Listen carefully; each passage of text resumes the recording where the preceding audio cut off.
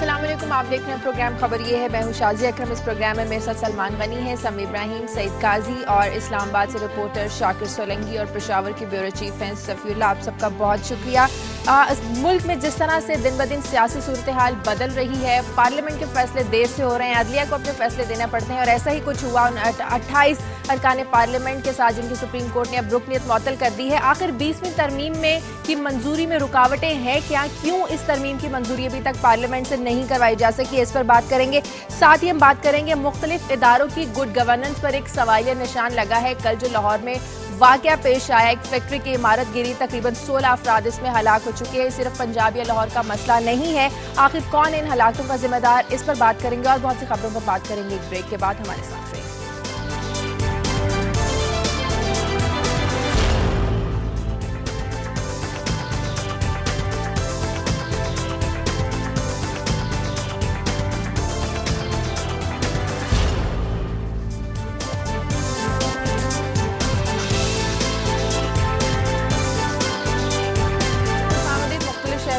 اور اہم واقعات، کچھ اہم خبریں آپ کو بتانے کے لیے سب سے پہلے سلمان غنی صاحب آپ کے پاس۔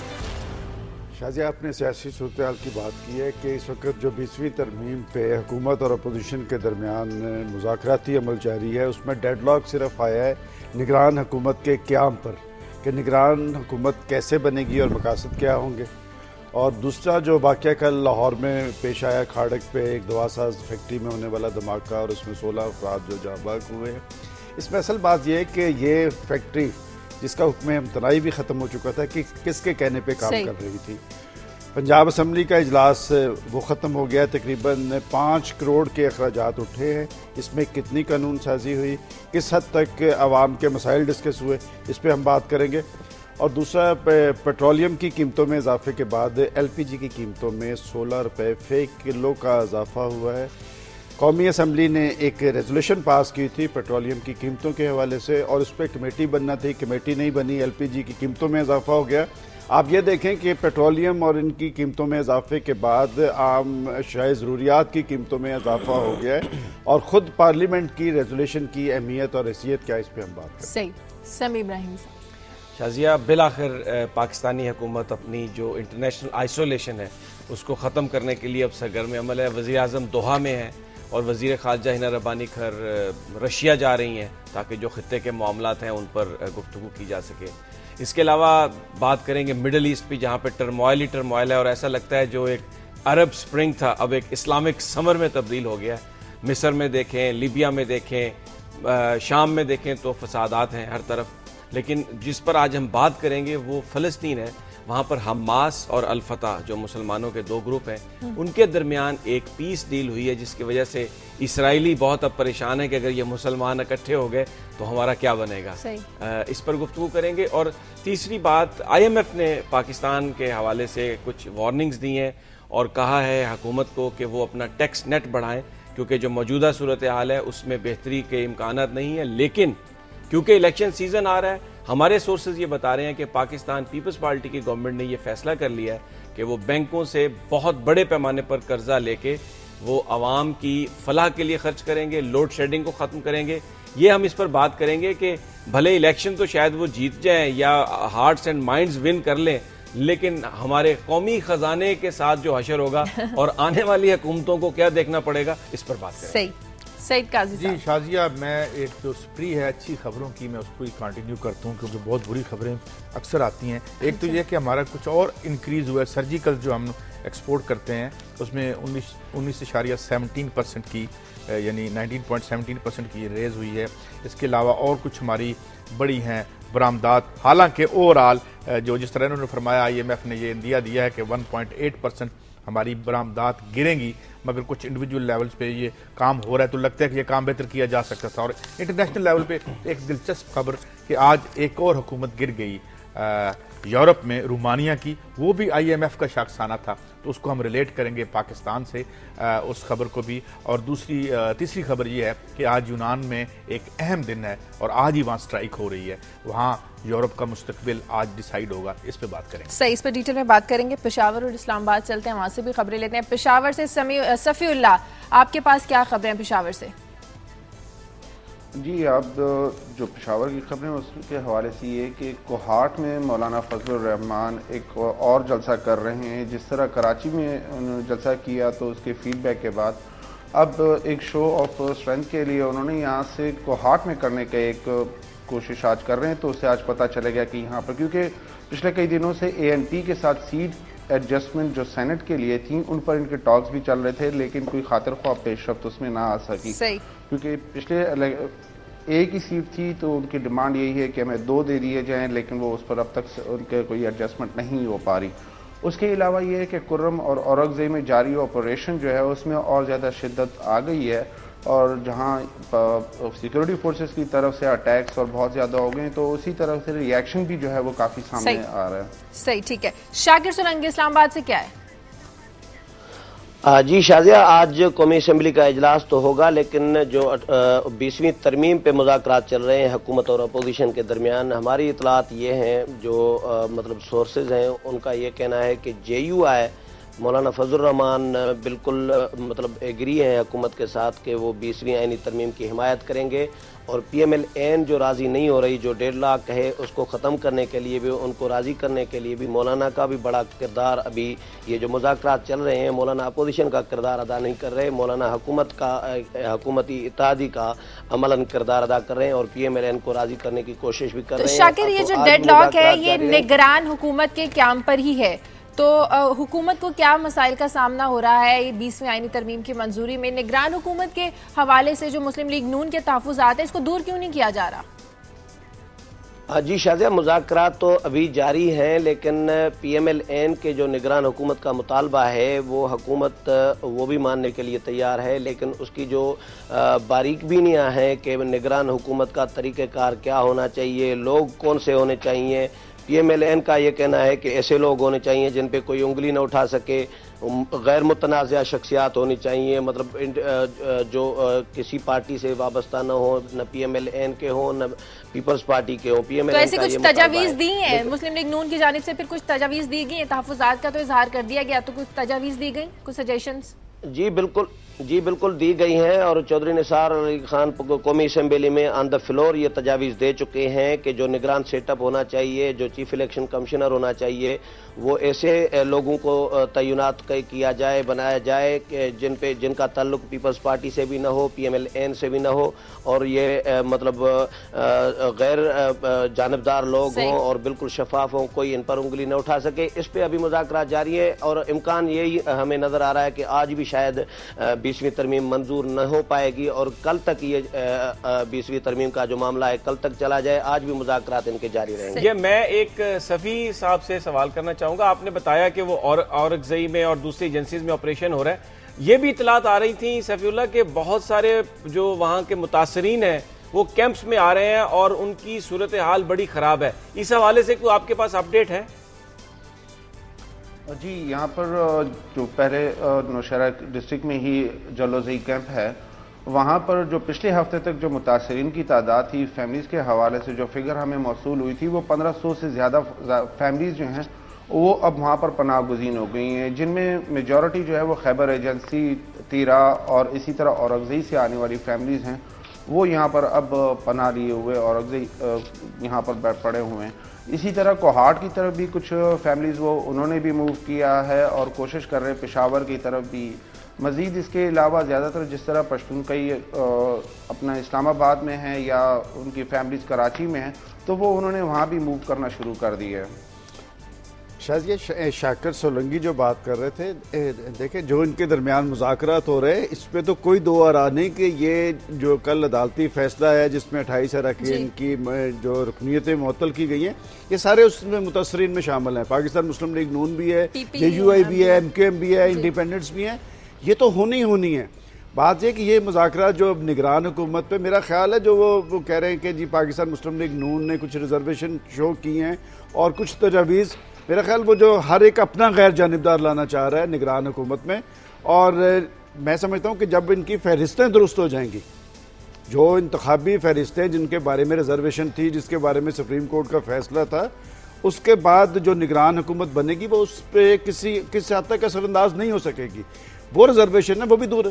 دیکھیں اگلے 48 گھنٹے میں سارے معاملات طے پا جائیں گے. میری ریزرویشن یہ ہے کہ آپ دیکھیں کہ کس طرح سیاسی جماعتیں 7 گھنٹے کے اجلاس کر رہی ہیں، اس لیے کہ اس فیصلے کے متاثرین میں وہ شامل ہیں، لیکن پاکستان کے 18 کروڑ عوام بھی متاثرین ہیں ان حکومتوں کے. اور وہ جو پیٹرولیم کے حوالے سے ریزولوشن آئی تھی جس میں پارلیمنٹ کی تمام جماعتوں نے اتفاق کیا تھا کہ پیٹرولیم کی قیمتیں کم ہونی چاہیے، اس میں کوئی پیش رفت نہیں ہو رہی. اس میں ایک کمیٹی بننی تھی، کمیٹی ابھی تک نہیں بن سکی. میں سمجھتا ہوں کہ پارلیمنٹ کی جو سیاسی پارٹیز ہیں انہیں یہ بتانا چاہیے کہ وہ پیٹرولیم کی ریزولوشن کب تک کیا اچھا مولانا صاحب کا کچھ پتہ نہیں چلتا کبھی حکومت کے ساتھ مولانا صاحب بڑا اہم کام کر رہے ہیں. میں نے آپ کو یاد ہوگا پہلے اس پروگرام میں کہا تھا کہ اس سارے سیناریو میں مولانا فضل الرحمان کا رول بڑا اہم ہے، اور وہ دیکھیں وہ بڑی واضح انداز میں کہہ رہے ہیں کہ نگران حکومت بھی بنے گی اور انتخابات اسی سال ہوں گے. میرا خیال ہے ان کے پاس کوئی ایجنڈا ہے جو پریزیڈنٹ صاحب کی تائید سے وہ لے کے باہر آئے ہیں اور انہیں مذاکرات رول پلے کر سکتے ہیں. بیک ڈور ڈپلومیسی میں مولانا فضل الرحمان کا رول بڑا اہم ہے. یہ انہوں نے بات بڑی اہم کی ہے سلمان غنی صاحب نے پیٹرولیم پرائسز کے حوالے سے. میں اس کو آگے چلاتا ہوں. جو ہمیں اطلاعات مل رہی ہیں پاکستان پیپلز پارٹی نے، اب ان کو یہ یقین ہے کہ یہ سال الیکشن کا سال ہے اور گورنمنٹ میں ہے، اس لیے پرائم منسٹر نے یہ اعلان کیا تھا کہ ہم مئی میں بجٹ پیش کریں گے. لیکن جو ہمیں اطلاعات آ رہی ہیں اس کے مطابق منصوبہ یہ بنایا گیا ہے کہ بڑے پیمانے پر بینکوں سے قرضہ لیا جائے گا، اور وہ جو قرض ہے وہ آئی پی پیز جو یہ بجلی بنانے کے جو منصوبہ جو چلاتے ہیں ان کو پیمنٹس کی جائیں گی، اور یہ میک شور کیا جائے گا، یعنی اس بات کو یقینی بنایا جائے گا کہ آنے والے دنوں میں لوڈ شیڈنگ نہ ہو جب تک آنے والے دنوں میں نہیں، آج سے ہی لوڈ شیڈنگ ختم ہوئی ہے. آج سے ابھی کچھ دن مزید تھوڑا عرصہ رہے گی، بتدریج اس میں کمی آئے گی، اور پھر تقریباً 1-2 ہفتوں میں لوڈ شیڈنگ بالکل ختم ہو جائے گی جب تک الیکشن نہیں ہو جائیں گے. اور اس کے بعد پھر اچھا اس کے علاوہ اور بھی انہوں نے جو بڑے منصوبے بنائے جو ہمیں اطلاعات مل رہی ہیں کہ وہ ایگریکلچر لونز بھی دیے جا رہے ہیں، شہروں میں مختلف ہاؤسنگ پروجیکٹس بنائے جائیں گے، اور نوجوانوں کو 3 لاکھ روپے تک کے قرضے بھی دیے جائیں گے. یہ پچھلی گورنمنٹ میں بھی پیپلز پارٹی نے دیے تھے، لیکن بہت سارے قرضے وہ واپس نہیں ہوئے تھے جس کی وجہ سے نیشنل ایکسچیکر پر ایک بڑا دباؤ آ گیا تھا. اب گورنمنٹس کیونکہ یہ پالیٹکس ہے، لیکن جو آئی ایم ایف نے ہمیں وارن کیا ہے اس میں انہوں نے کہا ہے کہ آپ کا جو جی ڈی پی ہے وہ تھوڑا سا بڑا ضرور ہے، لیکن آپ کا جب تک آپ اپنے محکموں میں وہ نہیں کریں گے، چھانٹی نہیں کریں گے اور اپنے معاملات درست نہیں کریں گے، آپ پاکستان کی جو اکانومی ہے وہ بہت زیادہ دباؤ کا شکار رہے گی. اب اگر سیاست کی جائے گی اور لوگوں کے دل جیتنے کے لیے یہ سارے قومی خزانے کو بے دریغ لٹایا جائے گا تو آنے والی جو حکومت ہے ان کے لیے مزید مشکلات ہوں گی. اس میں میں تھوڑی سی بات کا اضافہ کر دوں، میں تھوڑا سا اضافہ کر دوں یہ کہ انہوں نے پریڈکٹ کیا کہ ہمیں 3.4% ہماری گروتھ ہوگی اس سال، جو کہ پریڈکشن ابھی ہوئی نہیں. اگر یہ ہو بھی جاتی ہے تو 20 لاکھ نوجوان ہر سال جاب مارکیٹ میں آتے ہیں نوکری کے لیے، تو ان میں سے آدھوں کو بھی نوکری نہیں مل سکے گی اگر ہم نے یہ گروتھ ریٹ مینٹین کیا.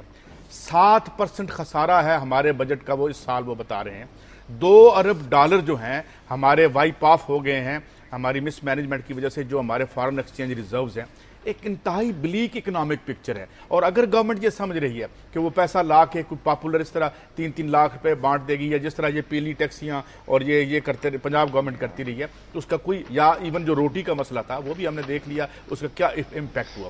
تو مسئلہ یہ ہے کہ یہ جو آئی ایم ایف کی رپورٹ آئی ہے اتنی چیلنجنگ ہے اس میں، اور اس نے یہ بھی کہا ہے کہ آپ کی ایکسپورٹ 1.8% گر جائے گی. تو اس سینیریو میں ایک ایسی حکومت چاہیے جو بہت ایفیشینٹ ہو اور جو ان چیلنجز کو سمجھے. لیکن یہاں پہ چونکہ دے آر پلینگ پالیٹکس اور اب آگے الیکشن آ رہا ہے، تو مجھے نہیں لگتا کہ ہمارا کیا بنے گا. ایک رپورٹ کا تو انہوں نے ذکر کیا جو آئی ایم ایف کی رپورٹ ہے. ایک اور رپورٹ بھی آئی ہے ٹرانسپیرنسی انٹرنیشنل کی رپورٹ ہے، جس میں 8,500 ارب روپے پاکستان میں 4 سال کے اندر کرپشن کی نظر ہوئی، اور خود وزیر خزانہ نے بھی اس کا اعتراف کیا تھا. انہوں نے 350 ارب کی بات کی تھی. اس کے بعد پبلک اکاؤنٹس کمیٹی نے 115 ارب کی بات کی تھی. بات یہ کہ جو بھی سبھی صاحب کہہ رہے تھے کہ جی بینکوں پہ لوڈ پڑے گا، جب تک آپ گورننس قائم نہیں کریں گے، آپ جتنا بھی قرضے لے لیں، جتنے بھی بینکوں پہ اس کا فائدہ کوئی نہیں ہوگا. اور یہی وجہ ہے کہ جب تک آپ دیکھیں کہ بیرونی قرضے، جب یہاں پر سیلاب کی صورتحال بنی، زلزلہ آیا، کہ کچھ بیرونی ممالک نے آپ کو قرضے دینے سے انکار کر دیا اور اس کی وجہ صرف گورننس تھی.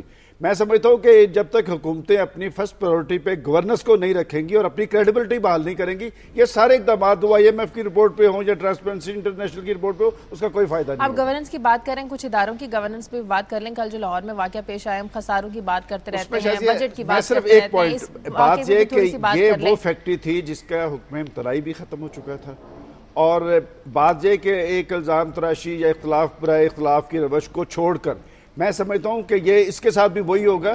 وہ جو PIC اسکینڈل میں آئسو ٹیبلٹ کی خریداری کا ریکارڈ غائب ہونے سے ہوا, میں سمجھتا ہوں اس کی تحقیقات کروا لینا. اس میں دیکھیں بات یہ کہ یہ فیکٹریز کہاں قائم ہوتی ہیں, رہائشی علاقوں میں. تحقیقاتی کمیٹی کس کس کی بنائے, ثانیہ کلر کا آپ نے بنائی, فائدہ کوئی نہیں ہوتا, رپورٹ نہیں آتی, سزا نہیں دی سلمان غنی جاتی. صاحب کی بات کو آگے بڑھاؤں گا. دیکھیں یہ تو ایک خیر واقعہ ہے نا جو لاہور میں صرف فیکٹری کا ہوا, لاہور کا لیکن نہیں اس ہے. نے بیسیکلی ایک بہت جو ایک سچویشن ہے اس کی الارمنگ سچویشن کی جانب توجہ دلائی ہے کہ یہ معاملہ پورے پاکستان کا ہے. آپ کراچی میں چلے جائیں, فیصل آباد میں چلے جائیں, پشاور میں چلے جائیں, رہائشی علاقوں میں فیکٹریاں قائم ہیں. بنیادی طور پر یہ جو تمام ہمارا سسٹم ہے وہ ڈیلیوری نہیں کر پا رہا, وہ بوسیدہ ہو چکا ہے. 5 کتنے ادارے اس میں انوالو ہوتے ہیں اور سارے منتھلی لیتے ہیں, کتنے ادارے اس میں ڈی سی او صاحب آپ کے کل علمی کا اظہار کر رہے تھے, مجھے نہیں پتا لائسنس کس نے دیا, 3 سال پہلے سیل کی. کنکریٹائز کر دیتے ہیں. PSDP ہوتا ہے آپ کا ڈیولپمنٹ بجٹ ہوتا ہے, سب سے پہلے آپ اس پہ آتے. ڈیولپمنٹ کیا ہے, آپ انفراسٹرکچر بناتے ہیں, یہاں فیکٹریاں بنے گی, یہاں آپ کے مکان بنے گے.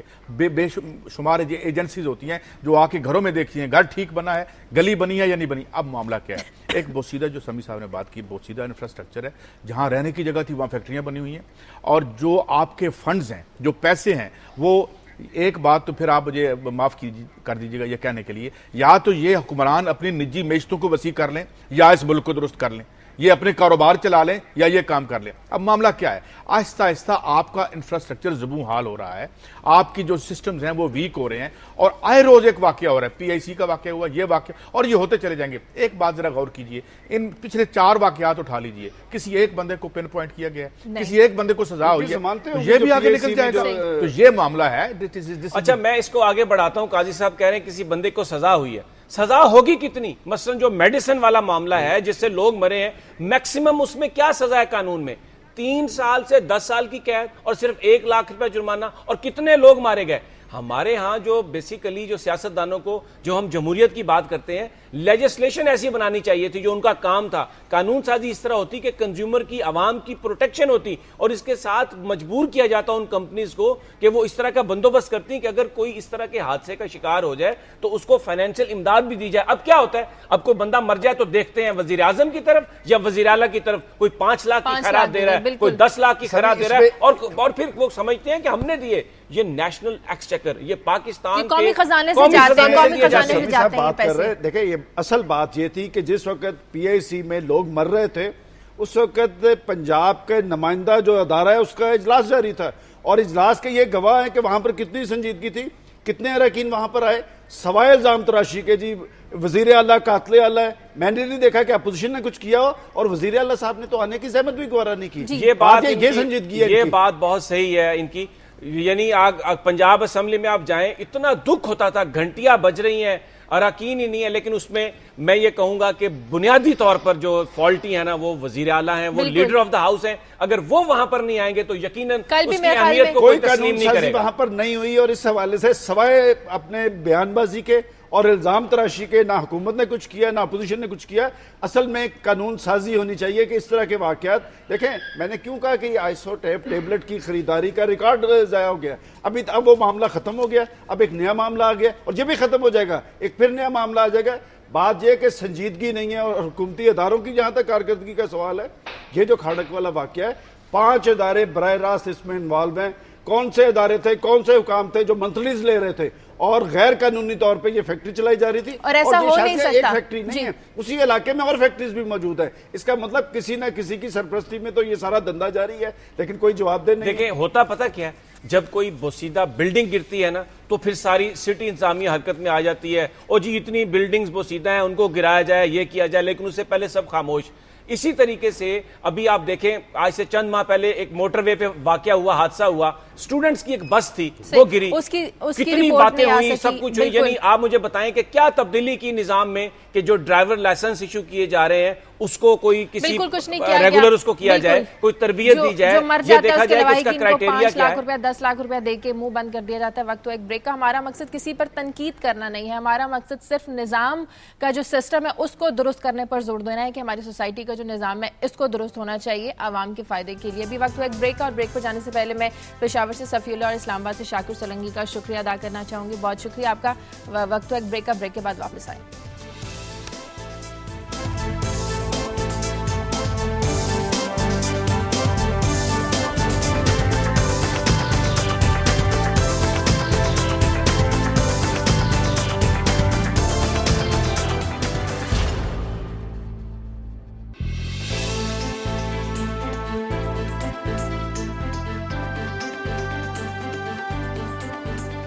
بریک کے بعد خوش آمدید. موجودہ ملک کی سیاسی صورتحال میں خاص طور پر ہمارا جو معیشی نظام ہے, ہماری جو معیشت ہے, یہ بری طرح سے متاثر ہو رہی ہے. لیکن اس کے باوجود آج سعید قاضی صاحب نے ایک اچھی خبر دی ہے کہ جو ہماری جو ایکسپورٹ ہے ان میں اضافہ ہو رہا ہے. میں یہ بات اس لیے پوائنٹ آؤٹ کرنا چاہ رہا تھا. آپ جانتی ہیں اور ہم دیکھ چکے ہیں کہ جہاں پہ یہ لوگ ہمارے محنت کش کام کرتے ہیں وہ کن کنڈیشنز میں ہیں.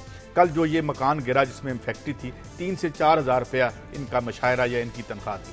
اس کے باوجود اور گورنمنٹ کی جو توجہ ہے وہ بھی ہم دیکھ رہے ہیں. مگر یہ میں آپ کو فگر دے رہا ہوں کہ 19.17% ہماری جو سرجیکل ایکسپورٹس بڑھی ہیں, جس کا مطلب یہ ہے کہ یہ تقریباً $142.7 ملین ہم نے اس میں سے کمائے ہیں, جو پچھلے سال کی نسبت بہت زیادہ ہیں. اسی طرح کٹلری کی ایکسپورٹ ہے. معاملہ یہ ہے کہ یہ خود بخود چل رہے ہیں. اس میں جو مجھے نہیں لگتا کہ ریاست کی کوئی مدد اس طرح سے شامل ہے یا پریورٹیز شامل. اس کا مطلب ہے جس طرح اقبال نے کہا تھا, ذرا نم ہو تو یہ مٹی بڑی زرخیز ہے ساکی. معاملہ کیا ہے کہ یہ اس طرف ان کی توجہ نہیں ہے. اور ابھی جو سمیع صاحب نے بات کی, میں اس میں کچھ باتیں اور ایڈ کر دوں. یہ 7% ڈیفیسٹ کا جو مطلب ہے وہ ہمیں سمجھ نہیں آ رہا ابھی تک.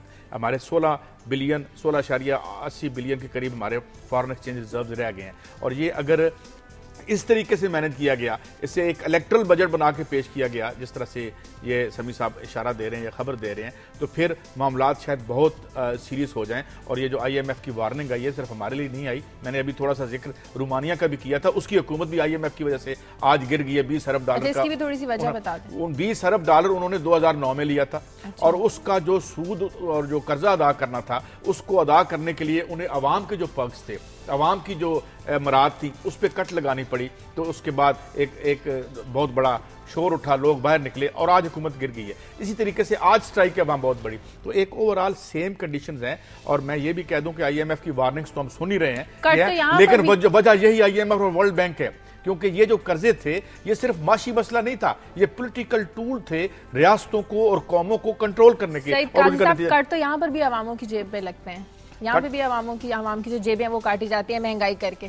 یہاں کاٹی جاتی ہیں اس طریقے سے جیسے ابھی انہوں نے بات کی LPG کی پرائس بڑھ گئی ہے, یعنی 9 سے 10 روپے بتائی گئی قومی اسمبلی میں اس کی قیمت پر kg, اور یہاں 120-30 روپے کی بک رہی ہے. یہاں معاملہ یہ ہے جو بار بار آپ مجھے کہتی بھی ہیں کہ اگر یہ جمہور کا خیال رکھیں تو جمہوریت کو ہم بھی ویلکم اب بھی کہتے ہیں. LPG والوں کو نہ چھڑے, آپ کو پتہ نہیں LPG کن کن کے وہ پاس ہم ہے. سلمان غنی صاحب سے پوچھ لیتے ہیں. اچھا, یہ جو پیٹرولیم پروڈکٹس کی صاحب جنرلز ہیں, سب کے پاس LPG کے کوٹے ہیں. جی نہیں, کچھ سیاستدانوں کے پاس بھی ہیں بائی دا وے, میرا خیال اور ان کی اہلیات کے پاس بھی ہیں. اس میں ہم تھوڑی سی معافی دیتے ہیں کہ سیاستدان بہت کم ہیں, اس میں سابق جنرل بہت بڑی تعداد نام بھی لے لیں, اور ایک خاص آدمی ہے جو سب کو دیتا ہے, اکوموڈیٹ کرتا ہے. اور بات یہ کہ ان کا اتحاد جو ہے, جو آپ بات ہمیشہ کرتے ہیں کہ وہ عوام کو ٹارگٹ کرتے ہیں. ایک بات چونکہ آپ معیشت کی کر رہے ہیں, جب تک آپ پاکستان کے اندر سرمایہ کاری کا عمل اور صنعتی عمل آگے نہیں بڑھائیں گے, یہ ساری صورتحال اسی طرح جاری رہے گی. قرضوں کی بنیاد پر کبھی نہ معیشت چلی ہے نہ چلے گی. اچھا, LPG کی خبر تو آپ نے دی تھی, LPG پہ بات ہی ہو رہی ہے. آپ نے بتایا اس کی قیمتوں میں اضافہ, جواب دہ کون ہوگا؟ آپ نے بتایا جرنیل, سیاستدان, نام بھی تو لے لیں, عوام کو پتہ بھی تو چلنا چاہیے. اس میں یہ تقریباً کم از کم 20 سے 25 جنرل ہیں, اس میں کچھ 2-3 جج صاحبان ہیں, 3-4 اس میں سیاستدان ہیں. اور LPG کی قیمتوں کا فیصلہ ایک شخص کرتا ہے, اسی نے سب میں کوٹے تقسیم کیے ہوئے ہیں. میں نے بات کی تھی کہ پیٹرولیم کی قیمتوں پہ ایک ریزولوشن آئی تھی, اور جب پیٹرولیم کی قیمتوں میں اضافہ ہوا تو 13 روپے پر کلو اس پہ اس وقت بھی اضافہ ہوا تھا. اب کل پھر 16 روپے کا اضافہ کر دیا گیا. میرا خیال اگر پیٹرولیم کے حوالے سے قومی اسمبلی کی ریزولوشن پر عمل درآمد ہوتا تو یہ کام نہ ہوتا. اور میں تو کل سے پریشان ہوں. آپ دیکھیں کہ وہ پارٹیز جو ایک دوسرے پہ کو سکوٹی رسک قرار دیتی ہیں, الزام تراشی کرتی ہیں, آپ پچھلے 48 گھنٹے سے دیکھیں وہ کیسے مل کے بیٹھے ہوئے ہیں.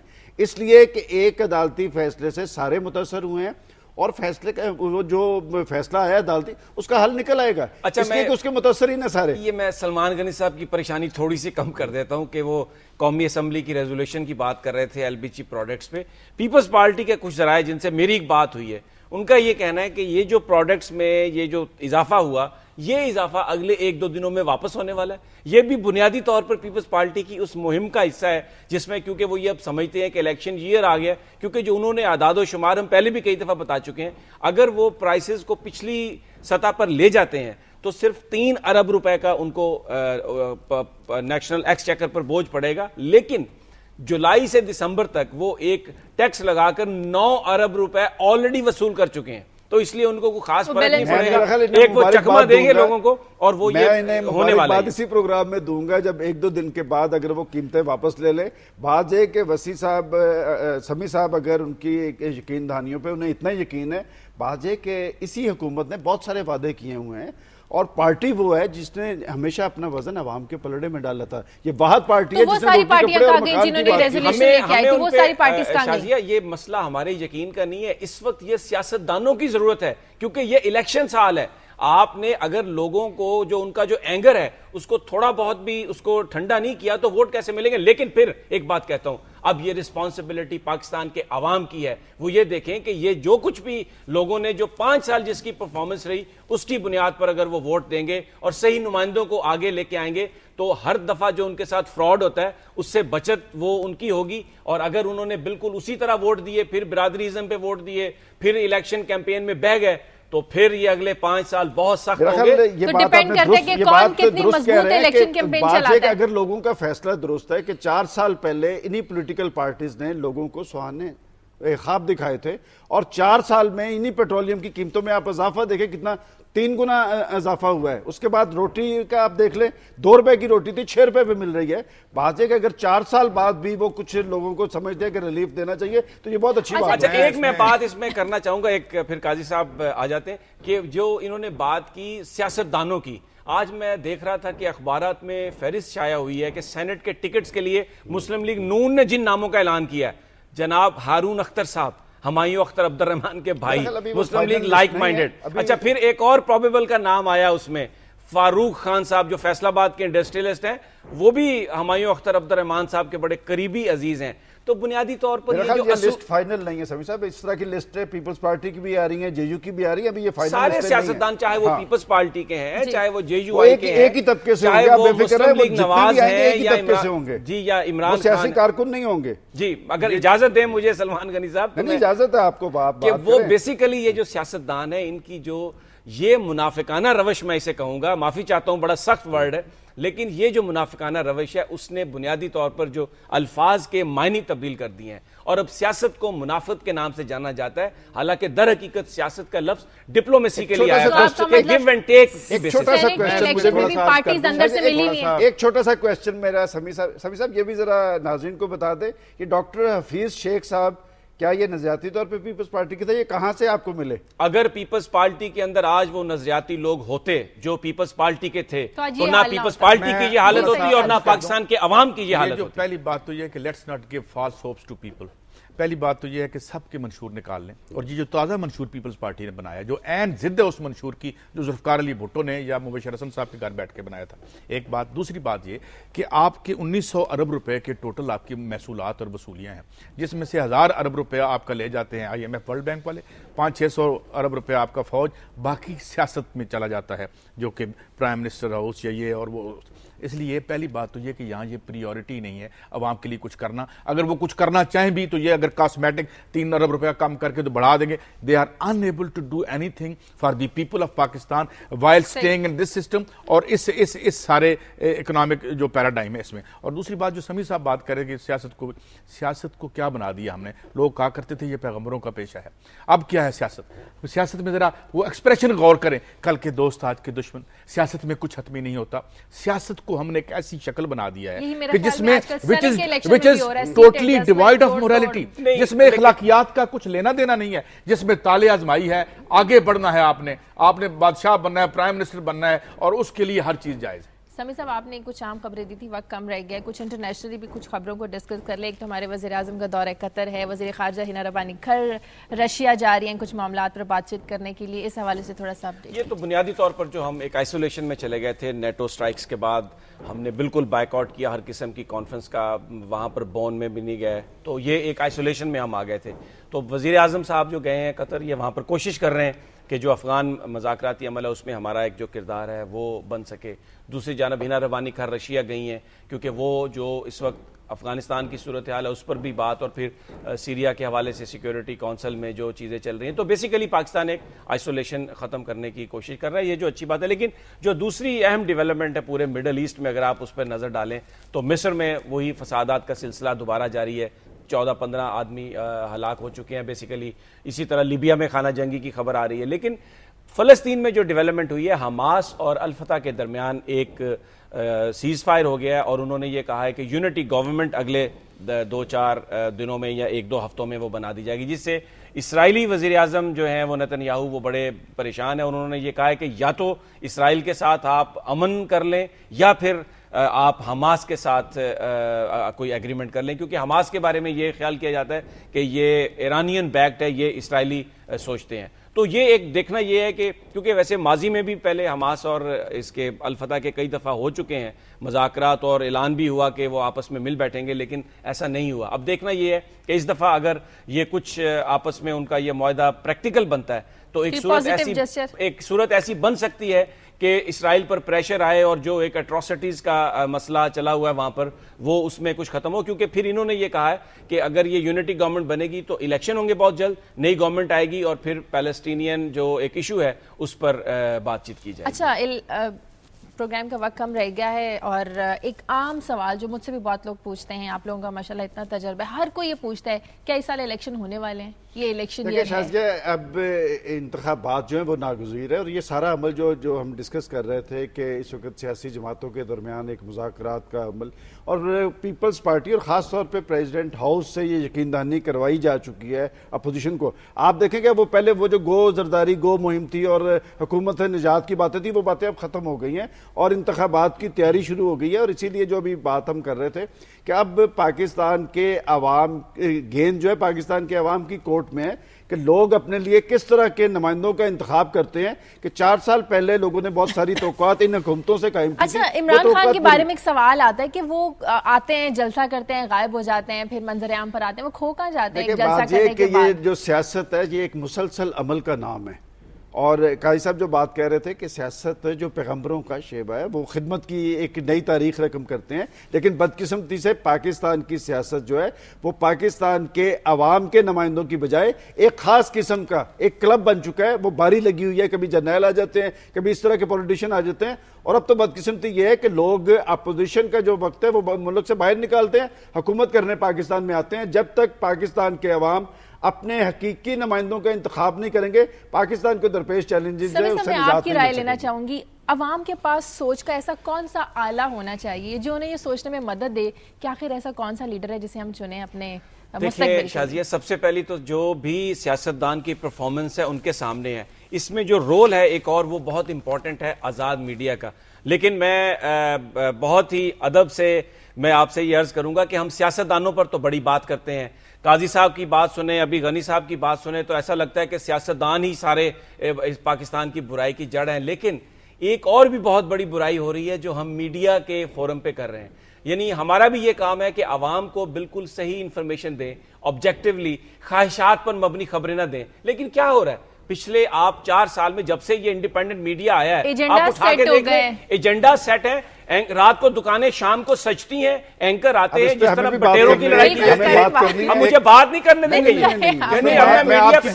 یہ بولنے دیں گے نہ یہ بولنے دیں گے, کیونکہ میں اب وہ بات کر رہا ہوں جو ان کو پسند نہیں ہے. آج جب سیاستدانوں کی بات کر رہے ہیں, کاش پاکستان کو سیاستدان ملتے. دیکھیں میں منتخب حکومتوں کے فیصلے پاکستان کی عوام کی بجائے پاکستان سے باہر ہوں گے.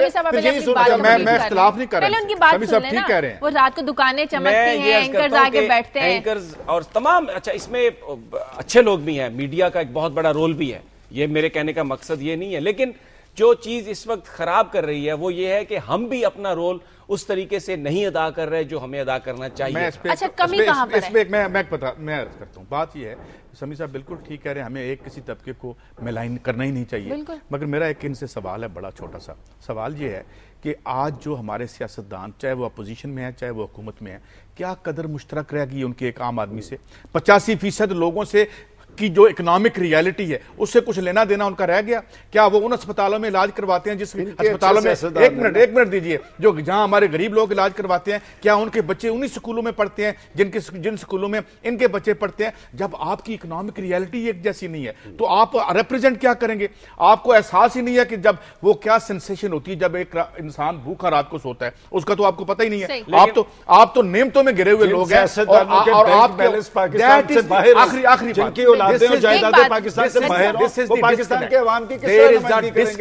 یہ کہہ رہا ہوں سمیع صاحب کی خدمت میں یہ لاجیکل بات پیش کرنے کی کوشش کر رہا ہوں. ایک ڈسکنیکٹ ہے عوام کے درمیان، اور یہ جو آپ نے سوال کیا تھا میں اس کا جواب دیتا ہوں کہ آخر عوام کیسے پہچانے؟ وہی لیڈرشپ کی تلاش میں عوام اس ہورائزن پہ نہیں ہے، اس سے بیانڈ ہے، میں نہیں ہے کوئی ان کا لیڈر، کوئی ان کا لیڈر نہیں. میں یہ کہہ رہا ہوں سمیع ابراہیم صاحب کہ اگر ان کے مسائل کا کوئی حل ہے تو وہ بیانڈ ہے ان لوگوں سے جو آپ کو ہے وہ پولیٹیکل لیڈرشپ، وہ ہے پولیٹیکل لیڈرشپ میں، وہ ہے سیاستدانوں میں نہیں. اچھے انسانوں کی صورت میں تو فرشتے آ ہی سکتے ہیں، فرشتے آئیں گے تو ابلیس سے جان چھوٹے گی. سیاستدانوں کے مخالف نہیں، کرپٹ سیاستدانوں کے مخالف ہے جن کی جائیدادیں اور اولادیں پاکستان سے باہر موجود ہیں، جنہوں نے 8,500 روپے کی کرپشن 5,000 کی کرپشن کر کے پاکستان کو اس بحران سے کل کی خبر ہے. مجھے بڑی قدر ہے اپنے ساتھیوں کے جذبات کی، اور یہ جس طرح میں نے تو 2 دن انتظار کرنا، انہوں نے کہا پیٹرولیم کی قیمتوں میں چلے 2 دن بعد ہم ڈسکس کریں گے. میں مجھے بڑی قدر ہے اور یہ بالکل صحیح بات کر رہے ہیں، لیکن میں قاضی صاحب سے ایک سوال کرتا ہوں. یہ جس بھوکے آدمی کا ذکر کرتے ہیں اس بھوکے آدمی کے چنے ہوئے نمائندے کا یہ احترام نہیں کر سکتے. یہ جو الیکشن میں اگر یہ سوال ہے تو میں اس کا جواب دے دیں. نہیں، اگر مجھے کر تو لینے دیں، بول تو لینے دیں. جب یہ ہم ایک پروسیس ہے، یہ جو سارے ہمارے نمائندے ہیں، میں صرف ان کی پرفارمنس پر کرٹیسائز کر رہا ہوں. میں کہتا ہوں کہ ان کی پرفارمنس بہتر ہو سکتی تھی، یہ عوام کو ڈیلیور کر سکتے تھے، لیکن اس کے ساتھ ساتھ میں ان کو بہت قابل عزت سمجھتا ہوں، اس لیے کہ یہ پاکستان کے عوام کے نمائندہ ہیں. انہی عوام کے نمائندہ ہیں جو غریب ہیں، فقیر ہیں، لیکن وہ الیکشن میں ووٹ ڈال کے ان کو دیتے ہیں. میں کی بات کے جواب دے دوں. پہلی بات تو یہ کہ میں بتا سکتا ہوں کہ 1977 سے لے کے اب تک ووٹ پڑنے کی ریشو کیا ہے میں اس پہ نہیں جاتا.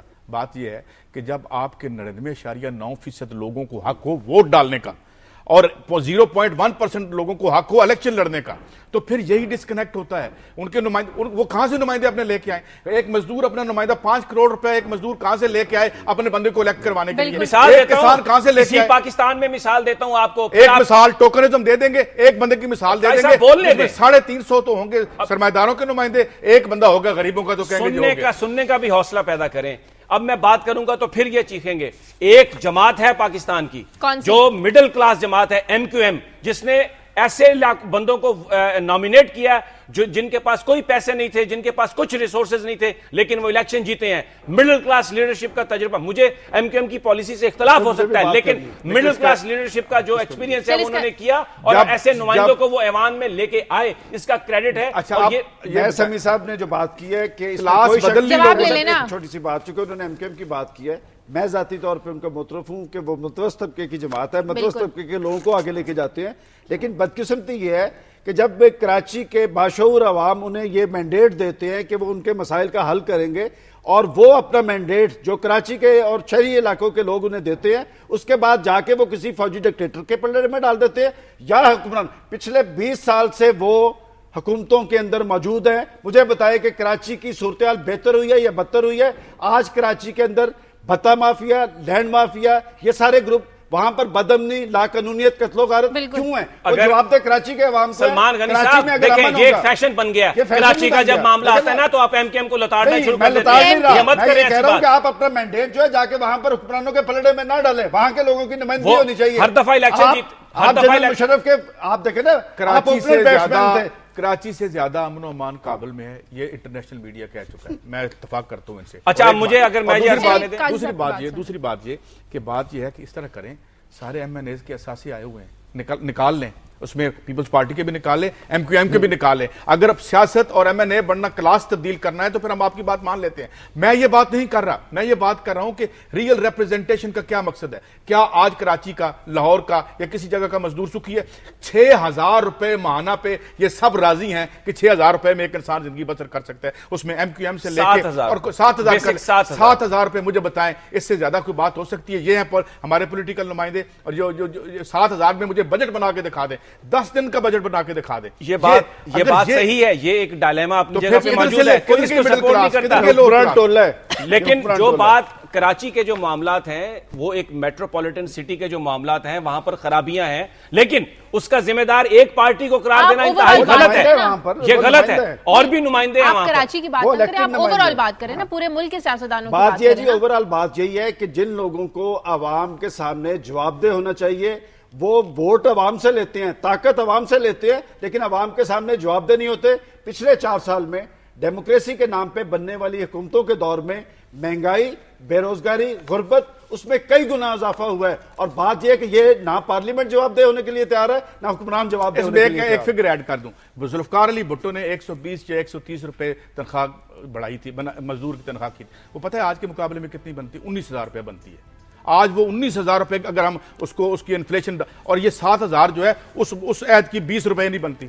یہ میرے دوست, یہ جو میرے دوست ہیں, کیونکہ اب وقت ختم ہو رہا ہے پروگرام کا, ان کے جو جذبات ہیں, یہ سیاستدانوں کے بارے میں ان کے جو خیالات ہیں, ان کا جواب میں اگلے پروگرام میں دوں گا. میں پھر بھی یہ بلیو کرتا ہوں کہ پاکستان کے عوام کو اور یہاں کا معاملہ اگر درست کر سکتے ہیں تو وہ صرف سیاستدان ہیں. ہم بھی یہی بلیو کرتے ہیں, مگر یہ وہ لوگ نہیں ہیں جن کی طرف آپ اشارہ کر رہے ہیں. مخالف نہ کریں, ہم ایسے سیاستدان چاہتے ہیں جو پاکستان کے عوام کو جواب دے ہوں, پاکستان کے عوام میں سے ہوں. وہ سیاستدان نہیں جو ہر مشکل وقت میں پاکستان سے باہر چلے جاتے ہیں, جن کی جائیدادیں اور اولادیں پاکستان سے باہر ہیں, جو کرپشن میں مبتلا ہے اور وہ اپنی تجوریاں بھرتے ہیں. چلیں اس پر کسی اور پروگرام میں بحث کریں گے, لیکن اینڈ رول تو عوام کا ہی ہے. عوام نے ہی اپنے نمائندوں کو چننا ہے اور سوچ سمجھ کر چننا ہے, 5 سالوں کے لیے چننا ہے. اس لیے اب کی بار بھی جب الیکشن ہے تو عوام کو سوچ سمجھ کر ہی ووٹ ڈالنا ہے. اپنا جو حق ہے وہ صحیح راستے کی طرف استعمال کرنا ہے. پروگرام کا وقت ختم ہو گیا ہے, اجازت دیجیے اور فیڈ بیک دیجیے. خبر@duniatv.tv پر اپنا خیال رکھیے گا. اللہ حافظ.